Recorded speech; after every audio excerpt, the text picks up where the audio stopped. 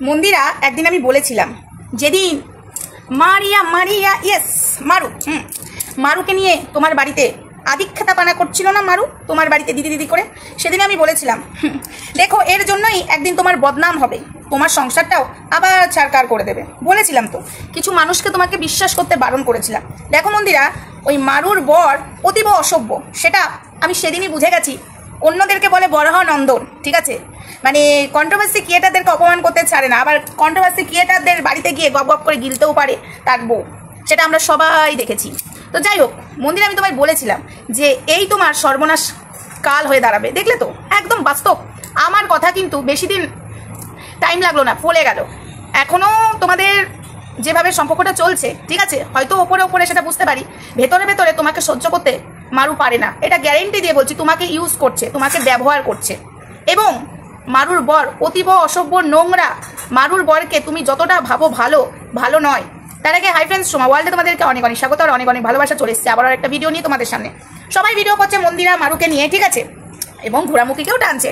তো আমি ওকে টানতে চাই না, কারণ ও অতীব জঘন্য, নোংরা। ও হলো ব্ল্যাকমেল করার জন্য মন্দিরারও রেকর্ড রেখে দিয়ে, মন্দিরা সোমনাথ যখন এক হলো তখন যাতে আবার সম্পর্ক ভেঙে যায়, তখন ওই রেকর্ডগুলোকে শুনিয়ে সোমনাথের মনের মধ্যে বিষ ঢোকাচ্ছিল। তাই আমি ওকে নিয়ে কিছু বলতে চাই না এটার মধ্যে। কিন্তু আমি মন্দিরাকে যেমন বলেও ছিলাম যে দেখো মন্দিরা, সংসার জোড়া লাগানোর জন্য যা যা বলার আমরা প্রত্যেকটা মানুষ বলেছিলাম। তো সেখান থেকে মন্দিরা যখন আবার ফিরে এসছে তখন আবার মন্দিরাকে ভালো বলেছি।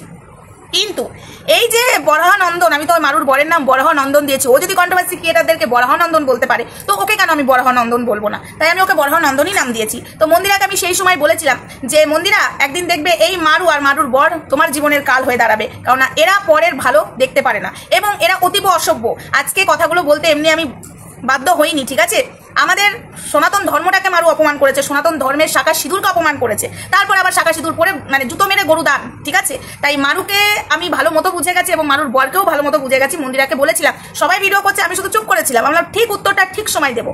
তো মারুর বর কতটা অসভ্য মন্দিরা বুঝে গেলে তো। পকেটের মধ্যে ফোন, ক্যামেরা অন করে কথা রেকর্ড করেছে, মানে ব্যবসার কথাবার্তা, যেখান থেকে ব্যবসা ইনকাম হয় সেসব কথাবার্তা সোশ্যাল মিডিয়াতে আলোচনা, মানে সোশ্যাল মিডিয়াতে ছেড়ে দেওয়া হচ্ছে ভয়েসগুলো। বাহ, মারুর বরকে কেউ ভালো বলবে? তো যাই হোক মন্দিরা, সময় থাকতে এদেরকে একদম এমনি করে ঝেড়ে দাও, ঠিক আছে, সময় থাকতে। দেখো মন্দিরা, তোমার ব্লগ ভালো লাগে, তোমার কথাবার্তা ভালো লাগে, তোমার সবই ভালো লাগে আমাদের, সেটা মিথ্যা কথা নয়, ঠিক আছে।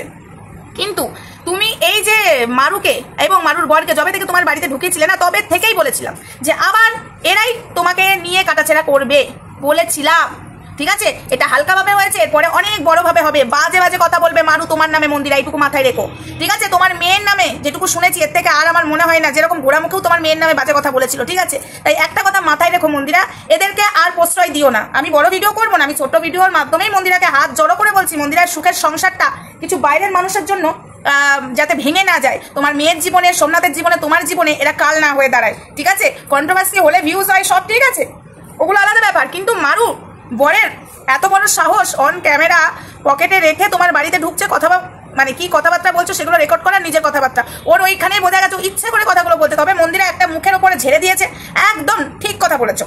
এইগুলোই জন্যই মন্দিরাকে আমি সাপোর্ট করি। মন্দিরা নোংরামো করলেও বলে আমি করেছি, মন্দিরা ভুল কাজ করলেও বলে আমি করেছি, ঠিক কাজ করলেও বলে আমি করেছি, কিন্তু লোকাই না। এটার জন্যই মন্দিরাকে আমার ভালো লাগে, সত্যি কথা বলছি।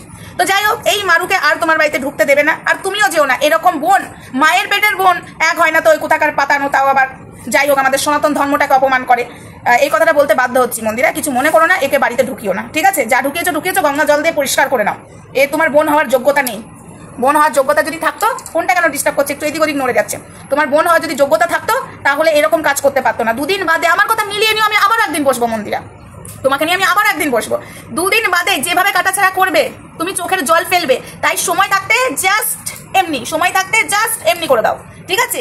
তো এই মারুকে একদম কেউ সাপোর্ট, আমি তো সাপোর্ট কোনোদিনই করতে পারবো না, অসভ্য একটা, ঠিক আছে, মিথ্যাবাদী। কারণ আমরা দেখেছি মন্দিরা সেই সংসার ভাঙার সময় অনেক মিথ্যা কথা বলেছে। মন্দিরা তো বলছিল এও ইন্ধন জুগিয়েছে। আর এরা নোংরা কালচার থেকে উঠে এসেছে, এদের কোনো কালচার ঠিক নেই। আর বরাহনন্দন মানে মারুর বর, ও তো অতীব জঘন্য, ওর তো কোনো ক্লাসই নেই। সনাতন ধর্মটাকে নষ্ট করেছে, আমাদের সনাতন ধর্মের ঠাকুরকে অপমান করেছে, শাখা সিঁদুরকে অপমান করেছে। হ্যাঁ, ওই করিয়েছে মারুকে দিয়ে। সে কি করে বুঝবে আমাদের শাখা সিঁদুরের মর্ম, আমাদের সনাতন ধর্মের? কিন্তু ওর ধর্মের মর্ম ও বুঝবে।